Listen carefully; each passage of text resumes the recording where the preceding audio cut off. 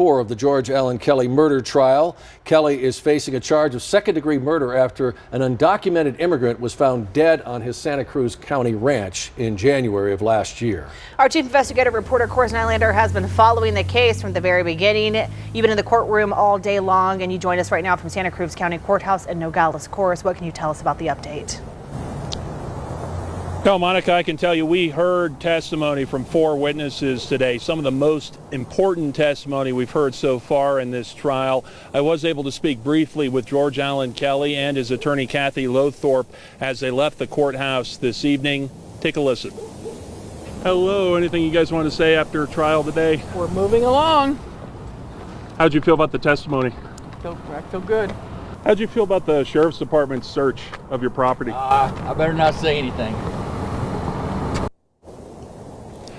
And that Sheriff Department search I referenced there was an important piece of all of today's testimony. Things began today with testimony from the first Border Patrol agent that responded to Kelly's property after receiving reports of shots being fired January 30th last year.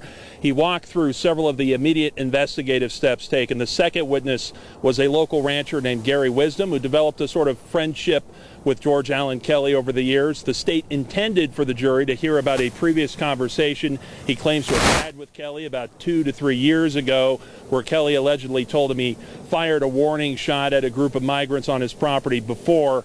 After an objection from the defense, the judge did not allow that conversation to be given to the jury. They did not hear that evidence today. Things ramped up with the third witness, a Santa Cruz County deputy, David Monreal, who was one of the first deputies on the scene. The defense tried discrediting much of his experience and testimony today, pointing to the fact that he was fresh out of the academy about 8 weeks when the incident happened. You're about to hear some of the questioning after discussion of Kelly telling investigators the possibility of 2 cartel factions fighting on his property. Did you ask him why he would know that?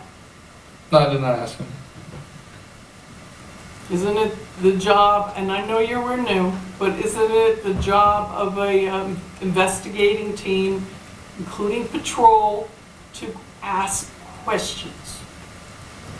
Yes. And the final fourth witness called today was a different deputy that was also one of the first on the scene. They pressed him as well about those investigative steps taken as they first searched Kelly's property. Remember the timeline here. Kelly had called in a report of shots being fired earlier in that day on the 30th. The Border Patrol deputies responded. They found no body on that first search, but it was later in the evening that Kelly stumbled upon a body. He called it in, and that's how we got here today and everything that followed.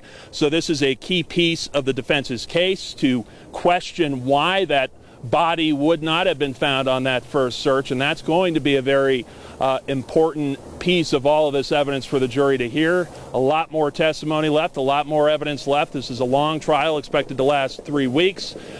Court will resume here tomorrow at 8:30 in the morning, and it sounds like we're going to start getting into more of the ballistics in all of this. We'll keep you updated as this case moves forward. We're live from Nogales tonight. Course Nylander, News 4 Tucson.